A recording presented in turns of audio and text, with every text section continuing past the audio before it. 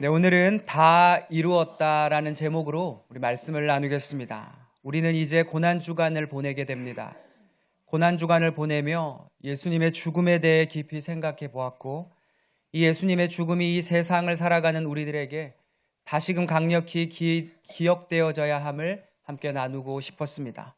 설교의 결론부터 말씀드리면, 오늘의 설교를 통해 예수님께서 십자가상에서 말씀하신 오늘의 본문의 고백이 저와 그리고 우리 성도님들의 이 세상에서의 마지막 눈 감는 그 순간 우리가 드릴 수 있는 고백이 되기를 간절히 바랍니다.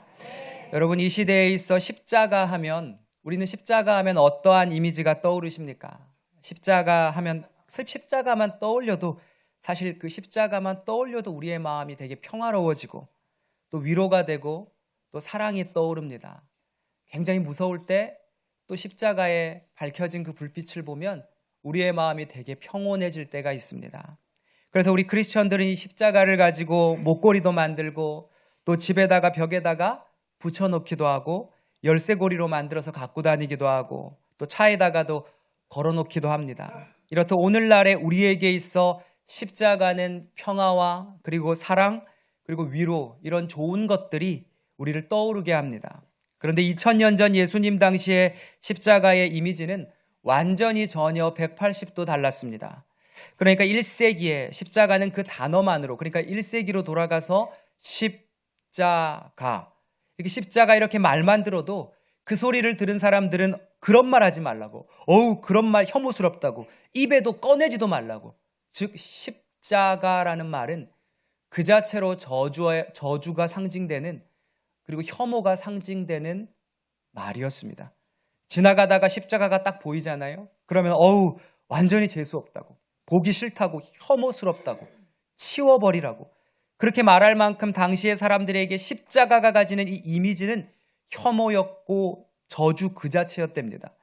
예전에 교수님을 통해서 듣고 알게 되었던 부분이기도 한데요, 당시에 십자가가 이토록 혐오스러운 취급을 받았던 것은 당시 십자가는 고대 근동 지역에서 행해지던 사형 형틀이었기 때문입니다.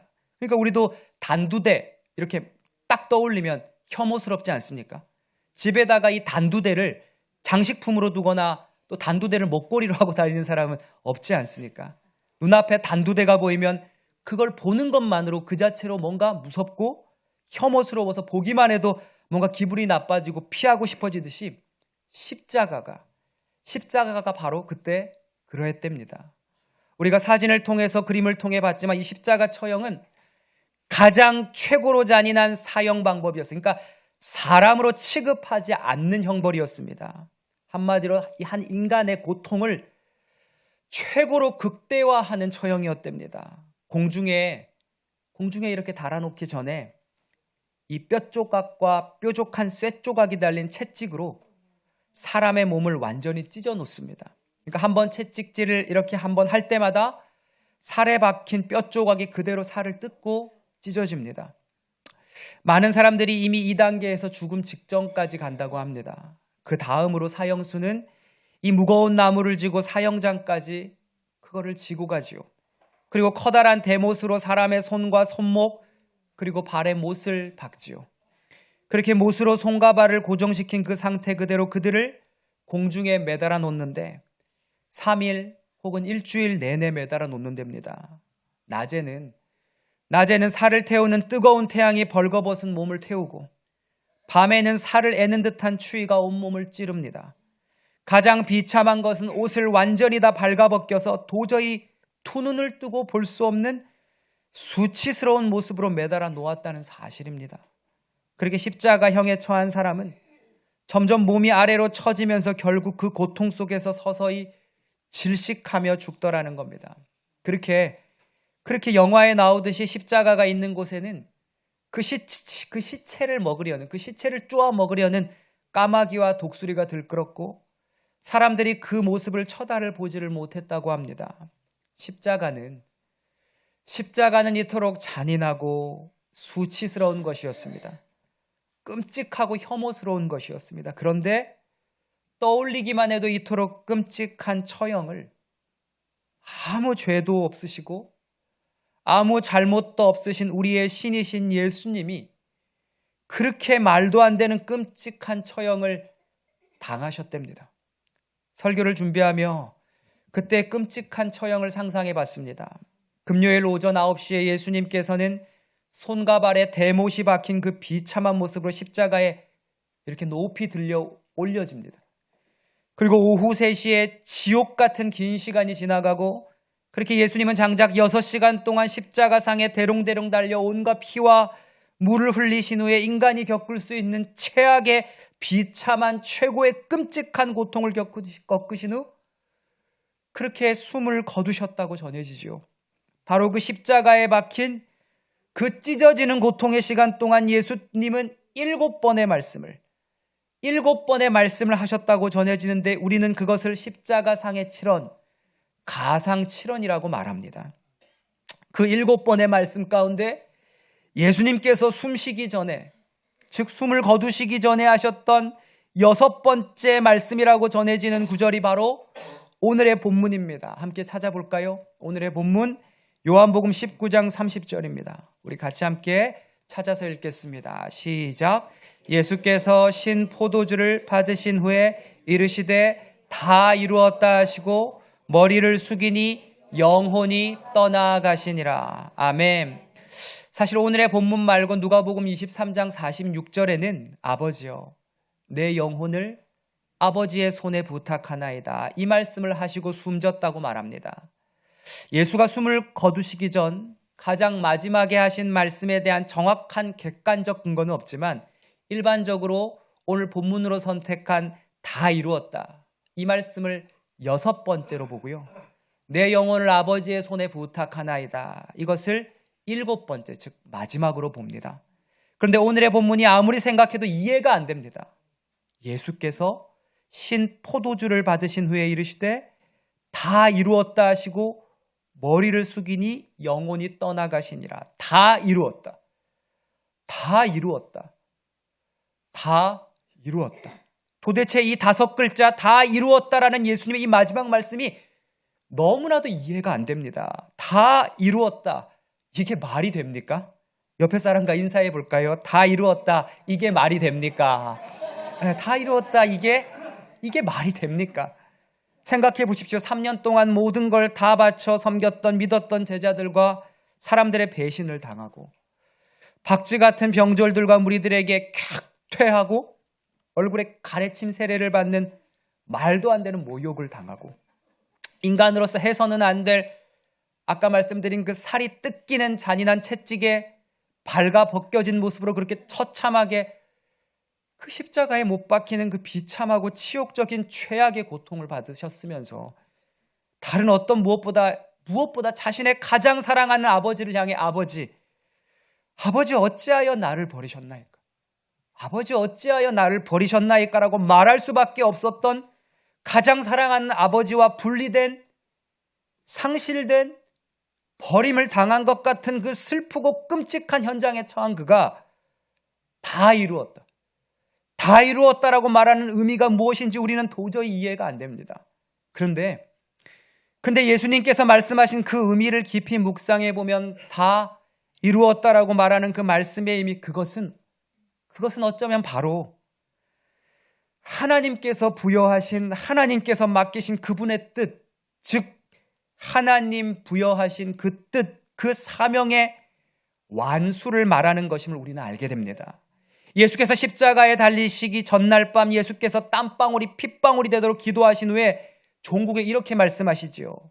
나의 원대로 마옵시고 아버지의 원대로 하옵소서.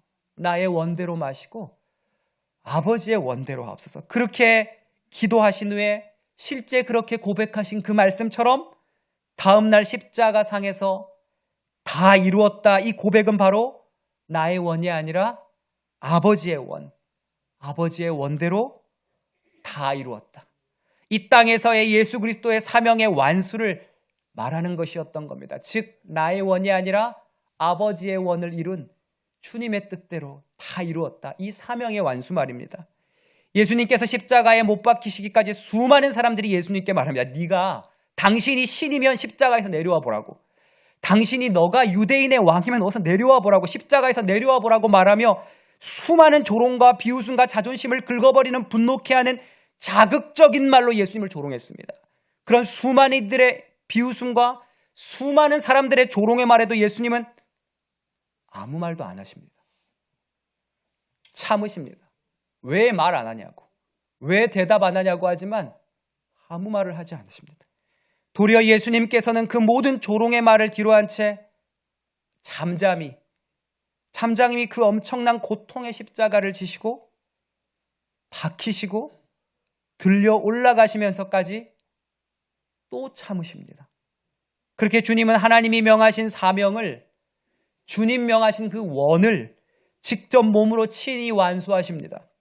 결국 그 비참한 처형의 현장에서 다 이루었다 하실 수 있으셨던 것은 바로 이 세상에서 부여하신 아버지의 원, 아버지의 뜻, 즉 아버지께서 부여하신 사명에 대한 완성의 의미였던 겁니다.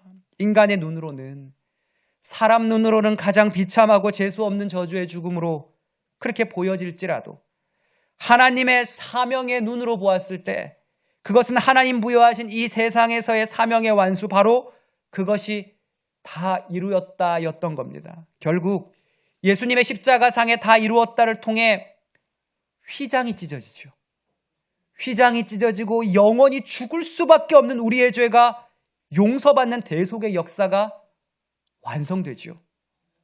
정말로 여러분 다 이루어진 겁니다. 정말 다 이루어진 겁니다. 그래서 우리가 살았습니다. 그래서 우리가 구원받았습니다. 우리의 모습을 돌아봅니다. 일평생 입으로는 주님 뜻대로 살기로 했네, 십자가의 길을 걸어가겠습니다라고 고백하면서 이건 저도 해당됩니다. 그런데 수많은 사단들이 우리를 십자가에서 내려오라고 할 때 우리를 조롱하고 무시하는 그들의 소리에 우리는 우리의 정욕과 우리의 자존심을 못 참고 너무 열받고 화나고 비참해져서 결국에는 얼마나 많이 십자가에서 내려왔습니까?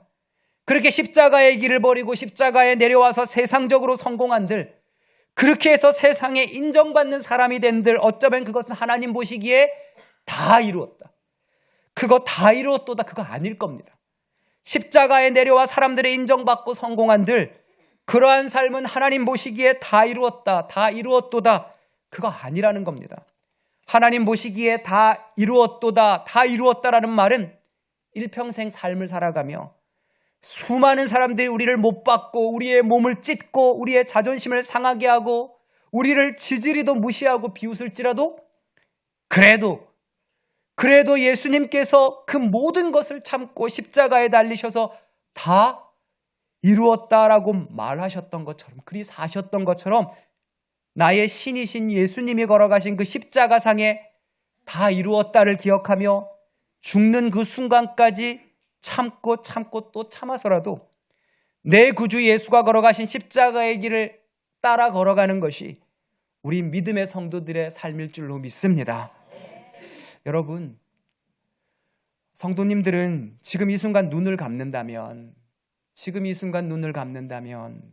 내 인생을 돌아보면서, 내 삶을 돌아보면서 다 이루었다라고 고백할 수 있겠습니까? 하나님이 부여하신 사명의 길을 잘 완주하고 주님 다 이루었습니다, 다 이루었다라고 고백할 수 있으시겠냐는 겁니다. 수많은 사람들은 자랑이라는 걸 합니다. 정말 많은 자랑을 합니다. 그래서 우리는 그 사람이 어떤 사람인가 알려면, 그 사람이 어떤 사람인지 알려면 그 사람이 정말 자랑하는 거 보면 알 수 있습니다. 맨날 하는 자랑이 세상에 썩어 없어질 것만 자랑하는 사람이라면 그 사람은 정말 그 정도 수준이라고밖에 안 여겨지는 겁니다. 그러나 아무리 세상에 자랑거리가 없어도, 아무리 세상에 자랑거리가 많다고 할지라도, 정반대로 세상에 자랑거리가 너무 어마어마하게 많다 할지라도 그 안에 십자가가 없으면 그 사람은 결국 하나님 보시기에 다 이루었도다의 사람 아닐 겁니다. 그러나 정반대로 그 안에 자랑할 것이 세상적으로는 아무것도 없어도 그 안에 예수 그리스도의 십자가 사랑이 온몸을 지배한 사람은 주님 앞에 다 이루었도다의 삶이 되는 줄로 믿습니다. 여러분, 우리 그리스도인은 무엇을 자랑해야 하겠습니까? 그것은 예수 그리스도의 십자가밖에 없는 줄로 믿습니다. 바울이야말로 자랑할 것 투성이었습니다. 여기서 우리 성도님들 모두를 통틀어서 사도 바울보다 자랑할 것 많은 사람은 없었습니다. 학벌도 좋았고 출신도 좋았고 집안도 온통 자랑할 것 투성이었던 바울이었지만 그에게 자랑은 오직 예수 그리스도의 십자가밖에 없었습니다. 이유는 하나였습니다. 이유는 딱 하나였습니다. 그것은 당신의 제자들을 죽이려던 죄인 중에 괴수였던, 죽을 수밖에 없었던 죄인 중에 괴수였던 나를 다메섹 도상에서 이 죄인을 만나주시고, 그런 죄인 중에 더러운 괴수인 나를 위해 십자가상의 그 비참한 죽음으로 나를 대신하여 죽으신, 그렇게 나를 구원해 주신 그분의 십자가, 그래요, 나는 그 주님의 십자가 사랑, 저는 그거밖에 자랑할 것이 없습니다. 갈라디아서 6장 14절에 그의 절절한 이 진실된 고백이 이렇게 담겨 있습니다. 그러나 내게는 우리 주 예수 그리스도의 십자가 외에는 아무것도 결코 자랑할 것이 없습니다. 아멘입니까? 이 사도 바울의 고백은 그의 일평생의 삶 속에 그가 예수를 향한 사랑이 얼마나 컸는지를 보여주는 그의 간증이요 고백이었습니다. 여러분, 예수를 믿는다는 것은 구원을 받았다는 겁니다. 예수를 믿는다는 것은 죽음에서 생명을 얻었다는 겁니다. 여기까지는 복음입니다. 그런데 또 한 가지 예수를 믿는다는 것은 그분이 십자가상에서 고백하신 다 이루었다의 그 삶, 즉 십자가 그 고난의 길을, 그 비참한 길을 나도 함께 가겠다는 고백입니다. 그래서 우리는 알아야 됩니다. 십자가 없는 기독교인은 예수 믿는 거 아닙니다. 십자가에 내려오라는 세상의 수많은 사단의 목소리 앞에 그 정도 섬겼으니 그 정도 했으면 됐다고 십자가에서 내려오라고, 왜 그렇게 힘들게 아둥바둥 사냐고 말하는 사단의 조롱 앞에 비참해지기 싫어서, 힘들어지기 싫어서 그렇게 결국 자기는 십자가에 내려와 살면서 그러면서 입술로는 예수님을 믿는다는 것은 믿는 것이 아닙니다. 믿는다는 것은 신랑의 길을 신부가 따라 걸어가듯이, 신랑의 길을 신부가 함께 걸어가듯, 신랑이 가난하면 신부도 가난하고, 제가 힘들면 박쌤 사모도 힘들고, 제가 고생하면 박쌤 사모도 고생의 길을 함께 가듯이, 내가 믿는 신랑이 쓰신 예수님이 걸어가신 그 길이 십자가 길이었다면 나도 그 십자가의 길을 함께 지고 함께 걸어가야 하는 것, 그것이 신랑이신 예수를 믿는다는 것입니다. 그것이 제자로서의 길인 겁니다. 그것이 신랑이신 예수를 따르는 신부인 우리의 모습인 줄로 믿습니다. 여러분, 우리는 예수님은 십자가에 못 박히시기 전에 주님은 이 잔을 옮겨달라고 눈물이 핏방울이 되도록 기도한 그 말씀을 우리는 너무나도 잘 압니다. 그렇게 주님은 핏방울이 되도록 기도하시고, 그리고는 종국에는 이렇게 고백하셨지요. 내 뜻대로 마시옵고 아버지의 원대로 하옵소서. 그렇게 하고는 실제로 아버지의 원대로, 하나님 아버지의 뜻대로 십자가의 고난을 기꺼이 감당하시고 그 아버지의 뜻이 완성되는 순간 다 이루었습니다. 그렇게 고백하시고 숨을 거두셨습니다. 그렇습니다.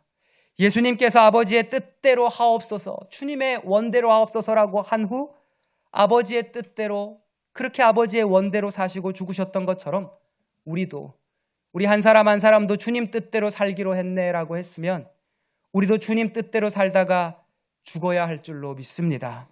그것이 하나님 보시기에 다 이루었다의 삶이기 때문입니다.